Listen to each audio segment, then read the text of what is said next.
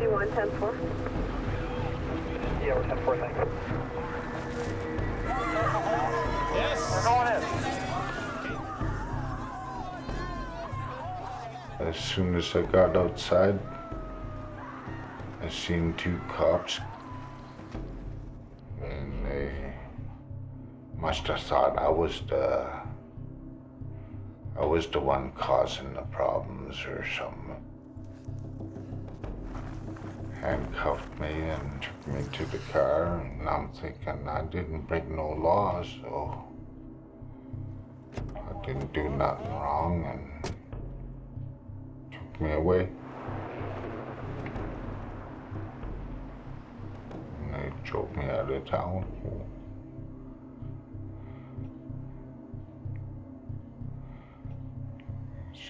Scared the heck out of me.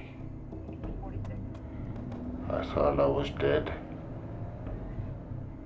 All those rumors I heard in the past, they were all coming true.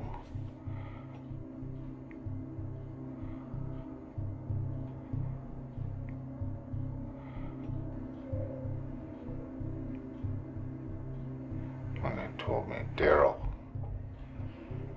get the heck out, well, they swore, out, you effing Indian.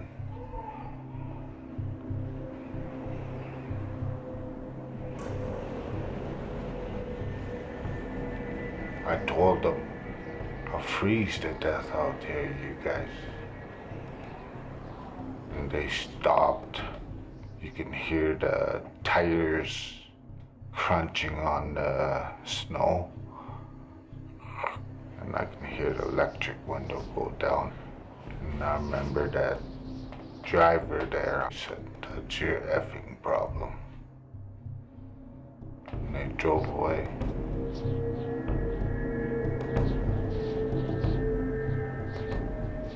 But Darrel Night is lucky. Despite darkness and bitter cold, he makes his way through the snow to a nearby power station. A passing security guard somehow hears the pounding on the door. The next day, another Aboriginal man is found in the same area where the police abandoned Darrel. 25-year-old Rodney Nastis was not so lucky. His frozen body is discovered by a politician out for her daily jog. He was last seen drinking with friends and was expected at the home of his cousin, who lives in the same building where Darrel Night was picked up.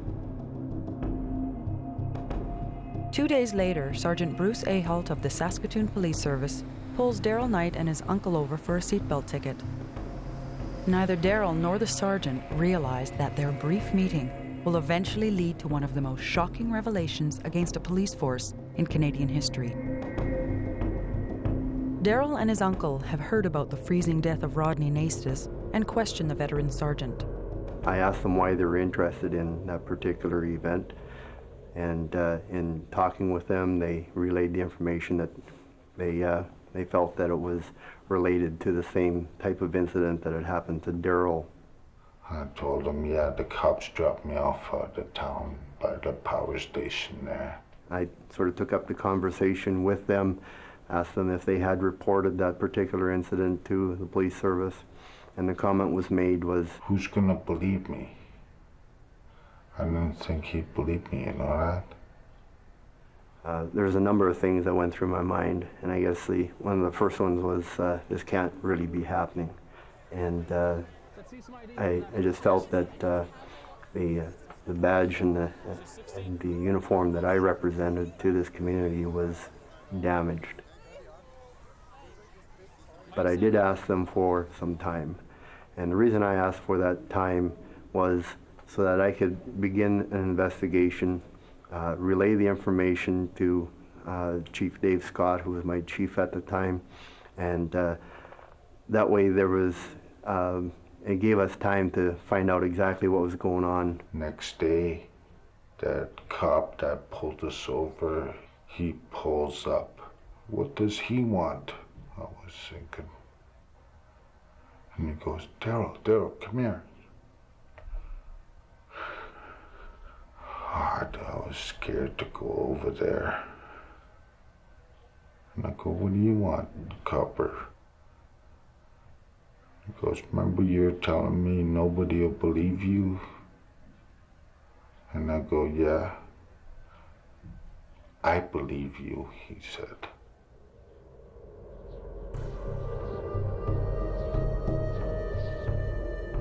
One day after Bruce Aholt believes Darrel Night, a second frozen body is discovered in a field by the power station. 29-year-old Lawrence Wagner was a student at the First Nations University. Police tell his family that Lawrence must have walked to the remote area and died of hypothermia. Good evening. Harsh allegations against two Saskatoon police officers. They're accused of mistreating a Native man. And at the same time, an investigation is being launched into the mysterious deaths of two other Aboriginal men. Pia Chattopadhyay reports. Good morning. A brave face from a police chief fearing the worst. To a chronology of events here, and we have nothing that would indicate that they are related, the person being dropped off or the two people that were found. This morning, the chief said what happened during the past few weeks would be at the center of two separate but internal police investigations. He was firm the police could and would investigate two of their own officers. But the Saskatoon police are under pressure. Hours later, Chief Dave Scott reverses his decision and turns the investigation over to the RCMP. The city is growing suspicious of its police. 400 people, Aboriginal and white, join Lawrence Wagner's family in a march to police headquarters. A cold vigil to remember Lawrence and Rodney and to acknowledge decades of police mistreatment of Aboriginal people. Lawrence Wagner walked in two worlds. His father is German, his mother is Aboriginal.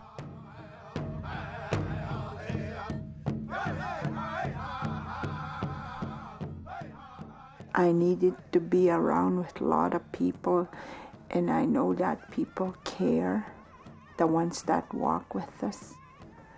It's just like it was a right thing to do. You can feel it in the air.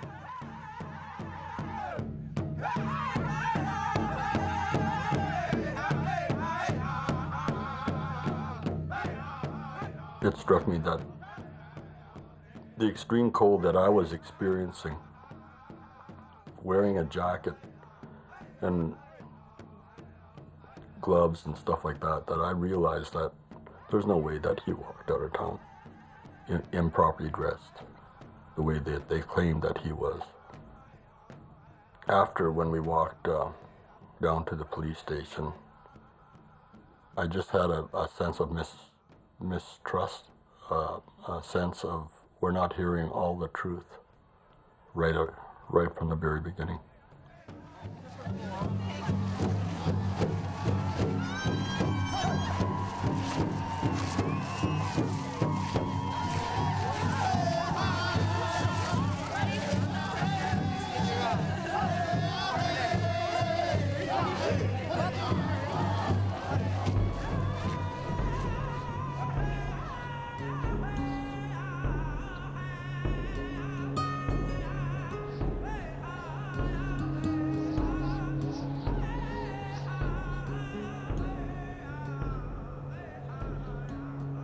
He was a curious person, always willing to want to learn about new things. There was always a lot of why questions. Even when he started school, the teachers were saying that they can't give them enough because he just soak it up like a sponge. They were such fast learners. Lawrence always found learning very easy. And he's very bright and very smart. In 1980, I lost my brother. He died, and Lawrence was the one that comforted me. I was kind of annoyed with him because I wanted to be alone, but he kept following me. And he said, "Are you all right, my mom?" And he was only 11 years old. We've raised our children to be proud of who you are and you're just as much native as you are German. It should have been a little bit more recognized that he was a human being. Darrel Night survived to identify the officers who dropped him off that night. But the freezing deaths of Rodney Naistus and Lawrence Wagner remain unexplained. The public wants answers, and a large RCMP task force is set up to investigate. The lack of trust in police, all police, motivates the Federation of Saskatchewan Indian Nations to bring in one of their own. Oliver Williams is a retired RCMP officer with 24 years' experience. He makes the move from his reserve in interior BC to Saskatoon. Policing is a really hard profession. I think it's one of the hardest professions, bar none. And I think if you get police officers there that have a racist attitude, that do things a certain way, well, of course, it reflects on all the other police officers. And unfortunately, what goes on is you have a generation of policemen that pass these work habits on to others, and pretty soon it becomes normal. This is the way you do things. The easy answer would be to get rid of a generation of policemen, but no, the reality of it is you can't do that. So what we have to do, I think, is concentrate on the younger officers and hopefully change the way that they do business. Oliver takes charge of the Special Investigations Unit at the Federation of Saskatchewan Indian Nations. He shadows the RCMP task force, looking into the deaths of Rodney Naistus and Lawrence Wagner, the abandonment of Darrel Night, and other similar incidents. He opens a toll-free line to receive historic and current complaints against police across the province. In the first few weeks, his unit receives over 800 calls. A lot of the complainants that I talked to refused or did not want to come forward because they were fearful of reprisal. And at first I thought, well, how can you fear the police like that? But after talking to them, I found it to be a really genuine fear that they had. And I think that's the biggest challenge that the Saskatoon City Police are going to have to overcome in the next 2 years, is to get rid of that fear that people have. Okay, this is further to your call about that incident you had with the police last Saturday night. What I want you to do is tell me in as much detail as you can recall what took place. You know, if someone had taken me and told me that this is what you're going to encounter when you go out there to do this, I would have said, no way, that's just not, doesn't happen. That doesn't happen. But I've had my eyes open big time.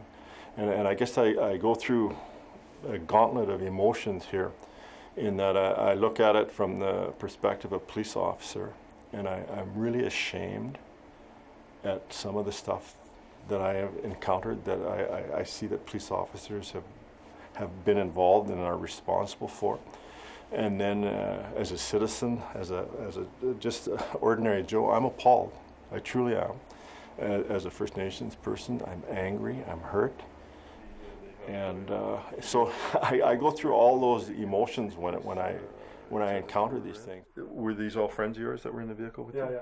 Okay, you know, they witnessed what happened, eh? Yeah. Okay. You think you've seen it all and heard it all, and you're pretty well hardened to everything, but there was many times when I cried. You know, when you're alone in the car, and just to think that these things happened, and just shouldn't have happened.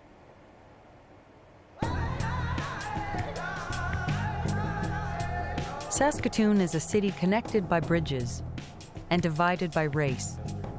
It has the largest urban population of Aboriginal people in a province with the highest youth incarceration rate in North America.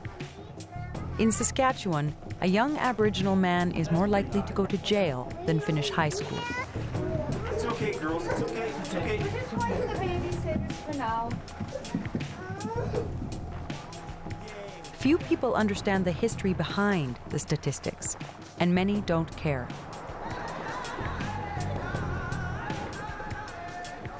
What are your conditions?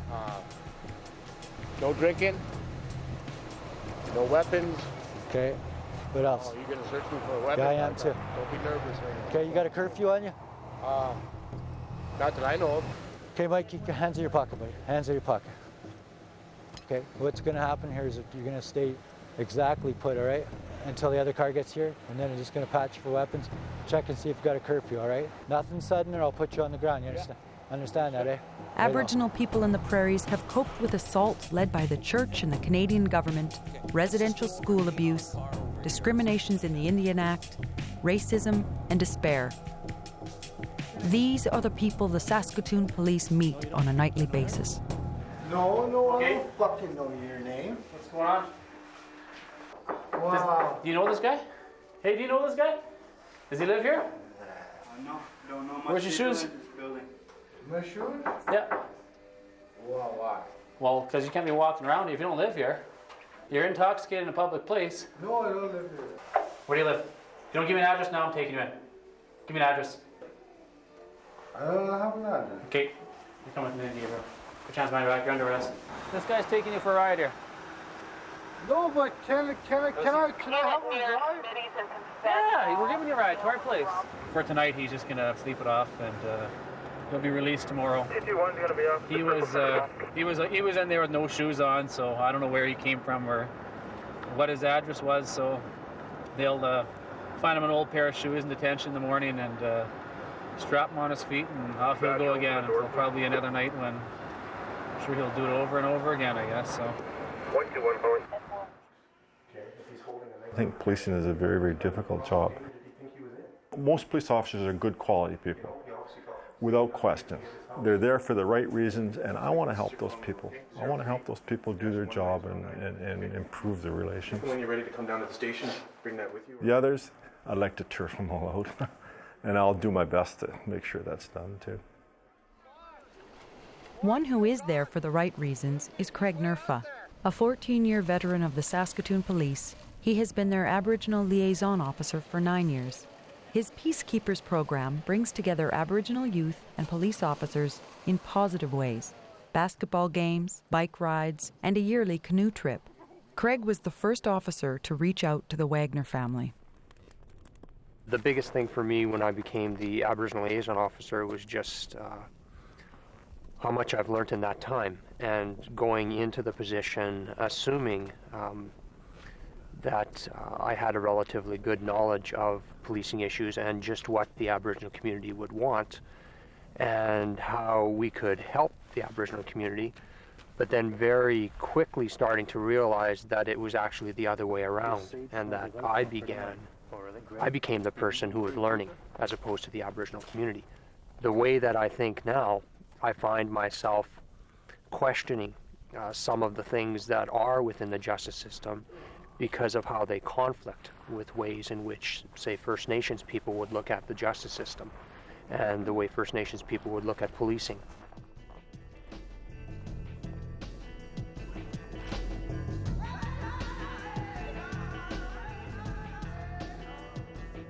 Don Worm is a lawyer.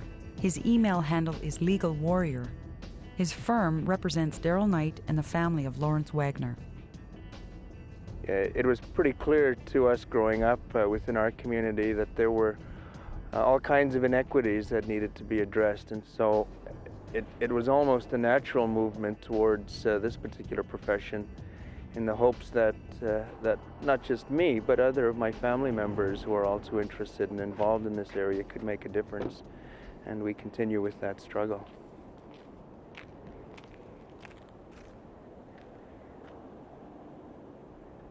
It certainly was the area that Darrel Night was dumped in on that cold night in January of 2000.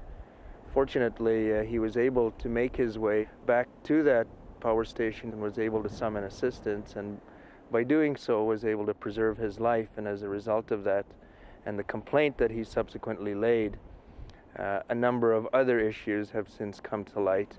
Those issues being, of course, the other frozen individuals that were found. And obviously it inspired a deeper look at some other instances that occurred in the past.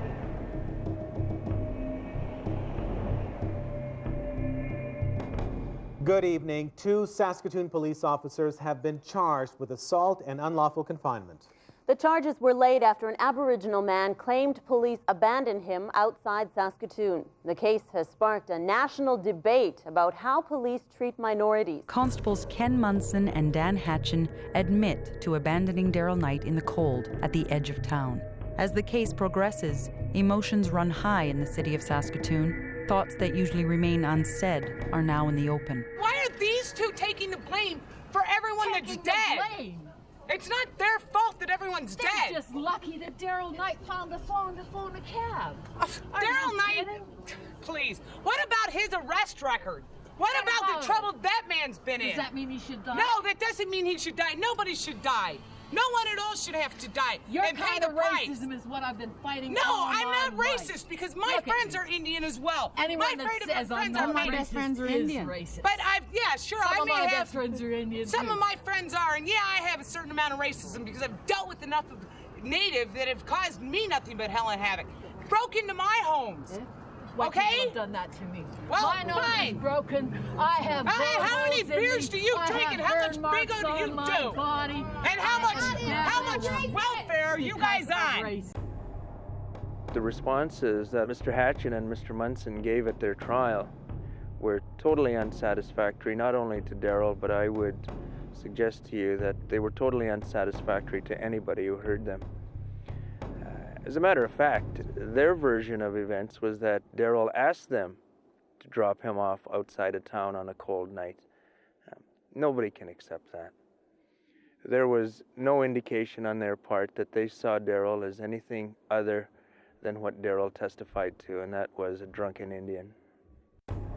Saskatoon police officers Ken Munson and Dan Hatchin are fired after they are convicted on the charge of unlawful confinement in the Darrel Night case. They are found not guilty of assault. They are sentenced to 8 months in the Provincial Correctional Centre and will be out in 4. I guess my feeling after the Darrel Night incident was also one of anger, because I had felt that in a way I was being let down by these two members in our police service and in the work we are trying to do.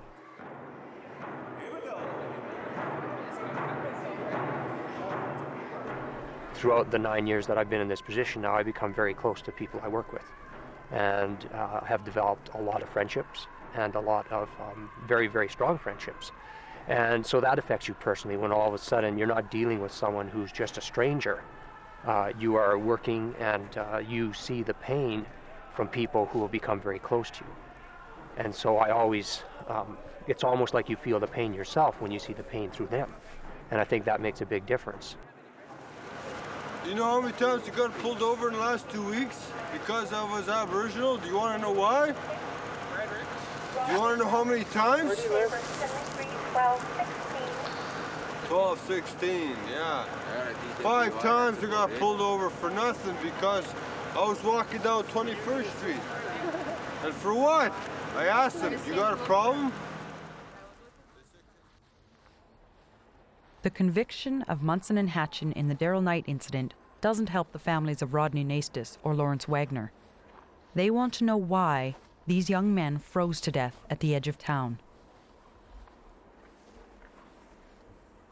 It still saddens me.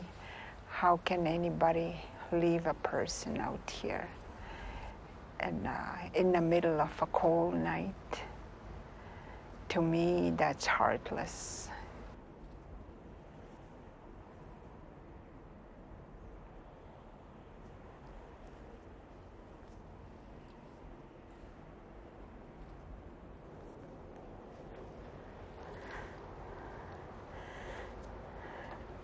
I remember picking one like this when we came down here. I wanted to take something home from here where they found his body. I was just grasping for anything, I guess, because I felt so empty. When I lost my mom, it was okay because she did her living. She wasn't young anymore. It's different when your own child passes away. They really didn't want to say too much how he got out there. And so, okay, well, he was found out there. Can we go see the body and stuff like this? And they said, well, not really, because he's still frozen. But my wife did go in and picked up the clothing and brought the clothing back, and I noticed that they said he was wearing a t-shirt, underwear, pants, and 2 pair of socks, and that's all. And I said, no shoes, and they said, no jacket. And they also said no, and I told the wife, something doesn't add up, because if he wandered out there in his socks, I said, there's something strange about this, because there weren't any holes in his socks. The evidence was pretty clear that those socks were not worn. And the suggestion, therefore, that he walked from downtown to there, it was simply unbelievable. It was incredible evidence. There were officers from the RCMP police who did the investigation, who put on the same socks, and after walking a matter of blocks, the socks were completely worn through. Their feet were dirty. So to suggest that Mr. Wagner walked from downtown without wearing his socks, it's incredible.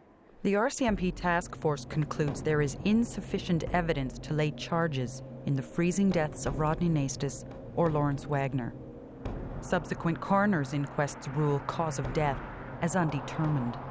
The most difficult thing about the inquests, both the Wagner and Naistus inquests, is that there was no closure for the families. This was a way of appeasing everyone. Well, you know, the answer is to have an inquest here. If there's not enough evidence to charge anyone or to see that someone's involved, we'll just have an inquest and everybody will be happy and go home. Well, that's not the case. And to this day, there are still so many unanswered questions and so much suspicion there that I don't know if that'll ever get resolved unless someone comes forward and admits to doing something.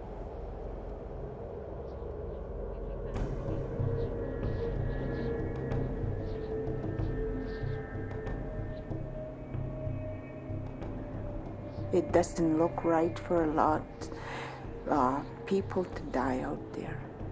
That's what I don't understand that.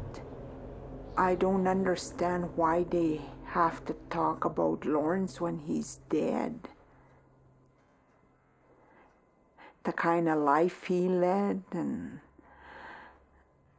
you know, it wasn't even true. Most of it wasn't even true.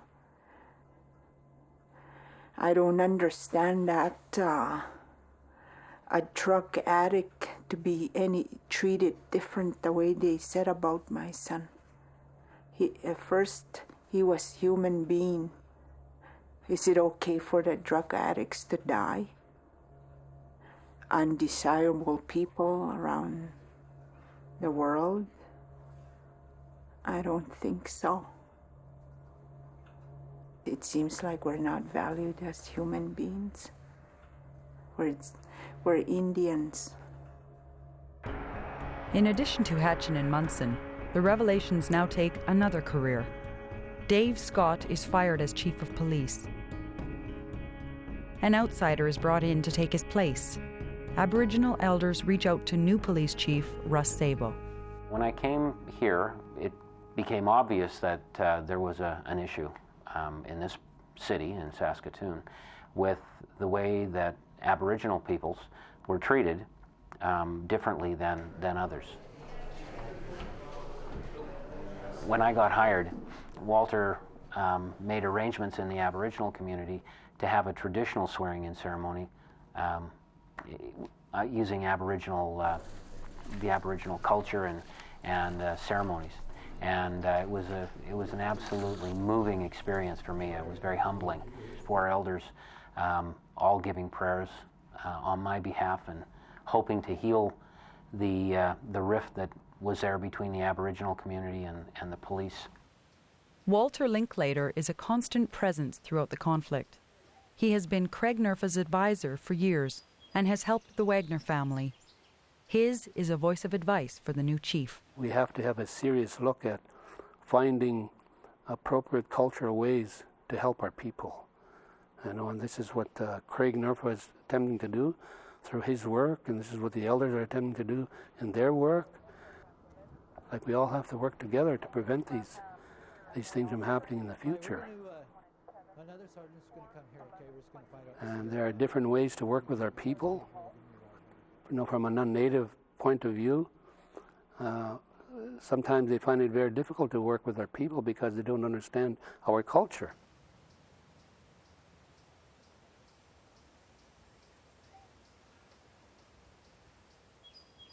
We kept the same message that we were given to Chief Scott. It was the same message we give to Chief Sable, as to get involved in our ceremonies so that you learn the cultural appropriate ways to begin to establish trust.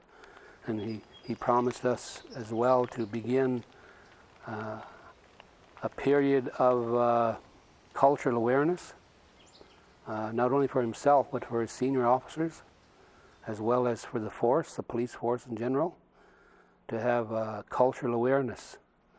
We can't correct that, the difference between us and the police overnight. Like, that's one thing that we all have to understand. It's going to take time. Sabo got the chief's job because of his community policing style and creates 10 new community liaison positions, which is out of step with the hard line favoured by some within Saskatoon's police force. He slowly becomes aware of brewing internal attacks and an upcoming non-confidence vote by members of the force. We want to make sure that whatever you guys do, we're communicating that, because you guys are fighting a battle. You're fighting a battle, first of all, the perception internally is, well, take the 10 officers and throw them out in the street and we'll handle crime better. So you got to fight that perception. On the other side, you got the people out in the community who are saying, well, we never see our officers. So we want to make sure we have a nice balance in there. So, but it's really important that you guys understand this is a huge hinge pin, I suppose, for lack of a better term, for where we're going with this organization. And you guys are the ones that can set the standard. As part of his community-based strategy, Sabo opens the Little Chief Station in the inner city. Constable Larry Hartwig is one of the new community liaison officers assigned to Little Chief. I've worked on 3 different reserves, and I've developed a healthy respect for the Aboriginal community. Hello, is that in? We always have to be very, very careful as police officers because we have a tremendous amount of authority. And with that comes a tremendous amount of responsibility. We must never, ever, ever abuse our authority as police officers. We have the authority to literally destroy lives. We literally do have that authority. And we must always be careful that that authority is never, ever abused. SIP entries on CPIC. Let me give you a little insight into what the police subculture is. We do not identify ourselves as white, as Aboriginal, as African American or African Canadian or Asian. We choose not to, because when we become police officers, we become blue. When you talk to police officers, they don't admit to this blue wall. It exists. There's no question about it. I mean, I was part of that profession, and I know that it exists. And I think you see it time and time again when an officer that was there is interviewed with regard to what he saw. They didn't see anything. They were busy doing this or busy doing that, and that's a bunch of crap. In a lot of cases, they know exactly what happened, but they just don't say. From the beginning, the Saskatoon police had taken the position that Darrel Night was an isolated incident. Some know this is false. Sabo does not. I'm not saying there weren't. What I'm saying is I don't know personally of any of those incidents that may have happened. When a reporter pushes him to look deeper, Sabo does his own investigation, finding drop-offs from as far back as the 1970s. And then he does the unexpected. We had indicated, as I understand, that we didn't have any other incidents of this nature, and in fact we have, and that's come to my attention, and I think we have to take ownership of things that have transpired. It happened more than once, and we fully admit that, and in fact on behalf of the police department, I want to apologize to those people who we had said it was a one-of-a-kind incident. The chief's apology coincides with the outcome of an RCMP task force investigation into the death of 17-year-old Neil Stonechild, an Aboriginal teenager found frozen to death in 1990. The Saskatoon police had concluded their original investigation into his death after 3 days, with no explanation and no charges. New pressure compels Saskatchewan Justice to hold a commission of inquiry into Neil's death and the allegations of a poor police investigation. It can't find criminal responsibility, but its mandate is to search for the truth. Now, the new chief must face the fact that there is a witness who places Neil Stonechild in the back of a Saskatoon police car on the last night of his life. Jason Roy was Neil's friend. A police car pulled in front of me, and Neil was in the back. From the moment he saw me, he was very irate. He was freaking out. He was saying, "Jay, help me. These guys, just help me. These guys are gonna kill me."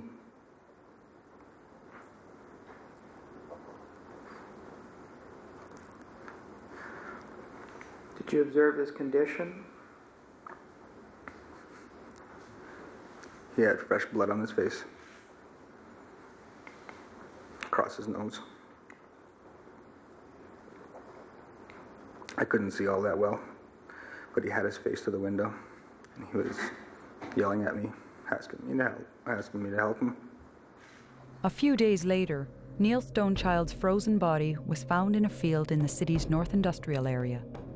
Since the day she was told about Neil's death, his mother has been looking for answers. Dawn Worm is helping her find them. What is interesting about Jason's evidence is that he had been asked by the officers in the vehicle that Neil was in the back of, who he was, and he had given them a false name. And interestingly enough, those officers, and the records show this, ran a CPIC check on the name that Jason had provided to them. In my estimation, that had certainly provided a sense of confirmation and credibility to what Jason had told us. The inquiry is starting to make a lot of people nervous and involves a larger cast of characters. In total, 63 witnesses will appear, all to be questioned by the roomful of lawyers. Oliver Williams and Annette Ermine of the Special Investigations Unit follow the inquiry closely. Constable Mackey was at the inquiry, and he had admitted on the stand that there are members that do drop off individuals. The only thing that he didn't say drop off. He termed it as an arrest, but it still means the same thing. So it caused quite a controversy at the inquiry. So did he say that practice is still happening today? It still continues, and he had also said that even though he termed it an arrest, it's done without the individual's consent. That's what he had admitted to on the stand. Pretty big step for him to say something like that. I think that we should monitor that. Yeah, I think we'll have to stay on top of that. Mm-hmm. That's good. That's cool. Mr. Commissioner, the next witness is Constable Larry Hartwig. A familiar face takes the stand. Larry Hartwig, the newly appointed community liaison officer, is implicated as being one of the two officers Neil Stonechild was last seen with. The computer records show that Hartwig ran the false name given by Jason Roy. Did you, sir, have Neil Stonechild in your custody on November 24th or 25th of 1990? No, I did not. Is it possible, sir, that you mistakenly had him in your custody in the sense that perhaps he was in your custody, gave you a false name, and you didn't realize it was Neil Stonechild? Do you think that's possible? No, I do not believe that's possible.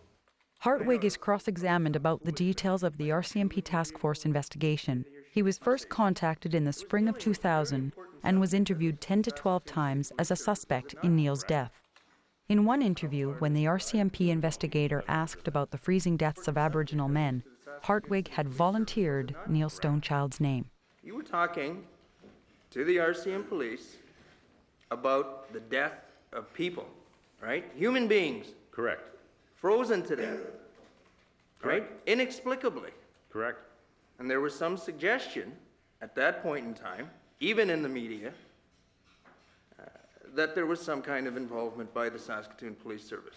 Correct.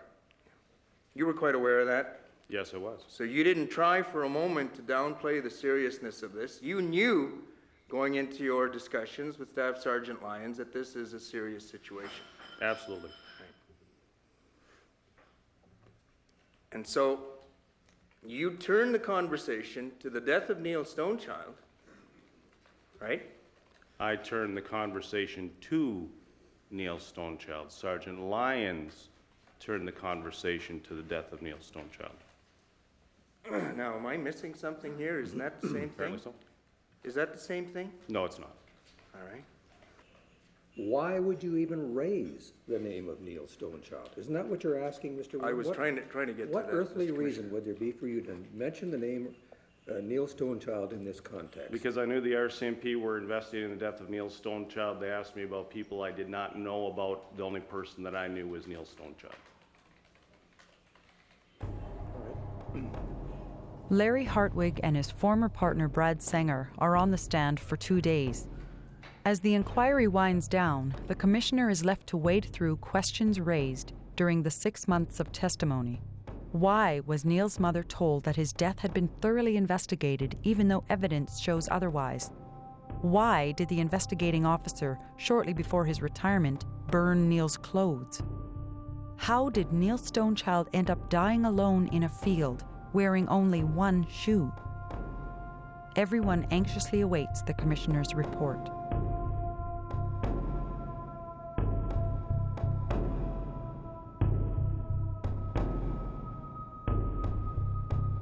It's murder as far as I'm concerned.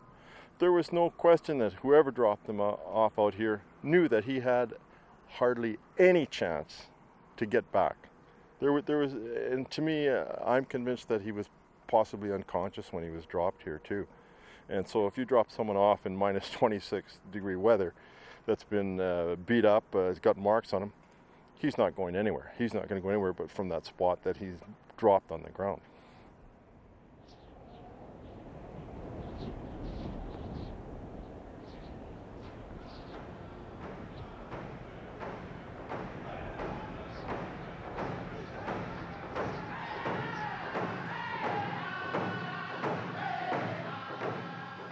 And it's a healing thing for us because everybody's remembering him with us at the memorial round dance. The reason why we make the round dance is to heal ourselves and get together. He loved round dance too. Yeah.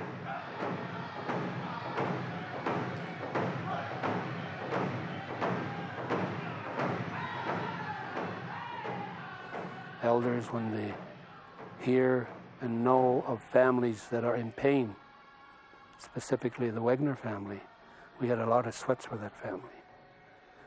And asking the Creator to give them courage, acceptance, and we also prayed, for the victims. We know that they are in the spirit world, so we have ceremonies in which we honor them.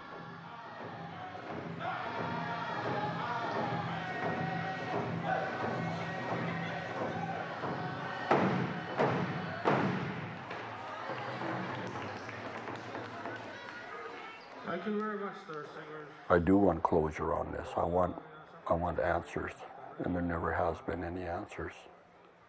We're still dealing with unanswered questions to what happened to this human being.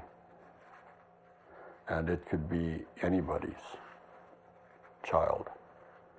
And I think anybody out there that would have had this happen to them would want to know what and how this happened. And we still don't know. We still don't really know the truth. I never forget my son when it's cold out there. It doesn't bother me when I'm shaking and cold, because he was out here freezing. I can go inside and get warm, but he never got that chance. He wasn't given the opportunity to save himself.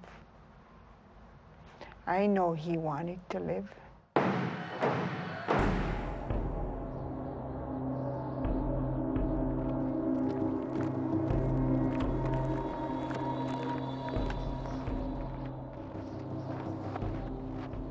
Well, I'm happy to be alive. Those cops tried to take my life, and I value my life.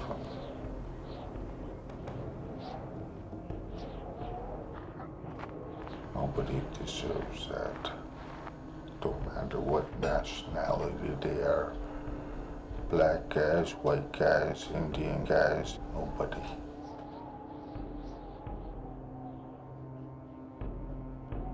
It's cold out there.